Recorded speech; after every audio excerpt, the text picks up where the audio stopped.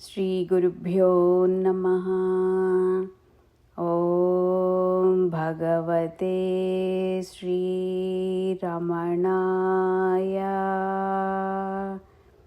ॐ नमो भगवते श्री साईनाथाय।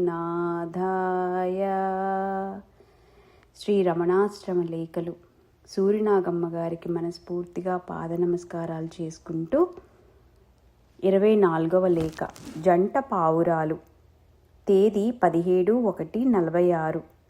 1945 సెప్టెంబర్లోనో అక్టోబర్లోనో ఒక ఉదయం బెంగళూరు ప్రాంతాల నుంచి వచ్చిన వెంకటస్వామి నాయుడు అనే భక్తుడు 2 పావురాలు తెచ్చి ఆశ్రమంలో అర్పించాడు. భగవానులది కని సరి పిల్లులు మొదలైనవి బాధించకుండా కాపాడాలి కదా, వాటికి ఎవరు పోషణ చేస్తారు? పంజరం కావాలి, ఆహారం పెట్టాలి, ఇదంతా ఎవరు చేస్తారు ఇక్కడ? వారే తీసుకుపోవటం మంచిది అన్నారు. కావలసిన ఏర్పాట్లన్నీ చేస్తామని, ఆశ్రమంలోనే వాటిని ఉంచవలసిందని చెప్పి వారు ఆ జంట పావురాలను తెచ్చి స్వామి ఒడిలో పెట్టారు. భగవాన్ అత్యంత వాత్సల్యపూరితులై వాటిని చేరదీసి, రండమ్మా రండి, పోరా మీరు ఇక్కడే ఉండిపోతారా? ఉండండమ్మా ఉండండి, పంజరం వస్తుంది అని చేతితో నిమురుతూ ఆదరంతో ఆ రెంటిని లాలించేసరికి అవి కదలక మెదలక సమాధిస్తుల వలె నిమిలిత నేత్రాలతో అలాగే నిలిచిపోయినవి. భగవానులను వాటిని ఒడిలోనే ఉంచుకొని నిమరటం చాలించి నిశ్చల సమాధి నిష్ఠులై ఆ జంట పావురాలను కృపాదృక్కులతో అవలోకిస్తూ పలక్కుండా కూర్చున్నారు. ఆశ్రమంలో ఉన్న భక్తులు పంజరం ఎక్కడన్నది వెదకి తెచ్చేసరికి దాదాపు 1 గంట పట్టింది. చిత్రమేమంటే ఈ గంటసేపు ఆ పావురాలు కదలక మెదలక భగవాన్ ఒడిలో సమాధిస్థులగు యోగిద్వయము అన్నట్లు కూర్చున్నవి. వాటి భాగ్యం ఏమని చెప్పాలి? ఆ మహామహుడు తన అంక పీఠమందు ఉంచుకొని లాలించి హస్తదీక్షయా అన్నట్లు శిరస్సు మొదలు చిరు పాదం వరకు చేతితో నిమిరి చలనరహితమైన ఆనందానుభూతి నందచేశారంటే తొలి నోము ఫలంగాక మరేమనాలి?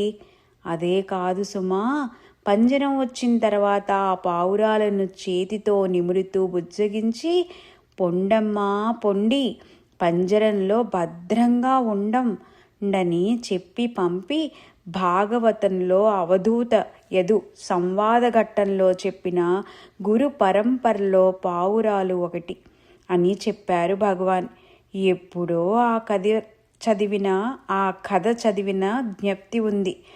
ఆ పావురాలు ఒళ్ళో ఉండగానే ఒక భక్తుడు వచ్చి ఇదేమి అని అడిగితే, ఏమో వచ్చారు వారు, పోరట, ఇక్కడే ఉంటారట, ఉన్న సంసారం చాలక ఇదొకటి వచ్చింది అన్నారు భగవాన్ బంధరహితమైన బాధ్యత వహిస్తూ. అన్న ఈ సంఘటనలన్నీ చూస్తూ ఉంటే ఎంతో చిత్రంగా ఉంటుంది సుమా.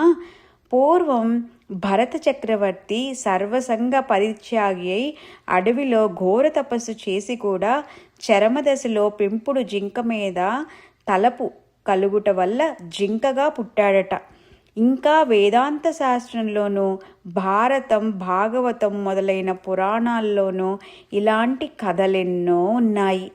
ఏ జీవి కానీ కర్మావశేషం అనుభవించటానికే నా దగ్గరకు వస్తుంది కనుక వేటిని రాకుండా నిషేధించవద్దని భగవాన్ చెప్పే ఉన్నారు కదూ.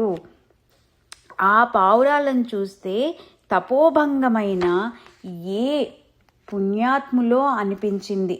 కాకుంటే అనన్య దుర్లభమైన శ్రీవారి అంకపీఠం ఎలా లభిస్తుంది? భాగవతం 5వ స్కందంలో ఒక పద్యం ఉంది. ఏమంటే, భారత వర్ష జంతువుల భాగ్యము లేమని చెప్పవచ్చు, నీ భారత వర్షమందు హరి పల్మరు బుట్టుచు జీవకోటికిన్.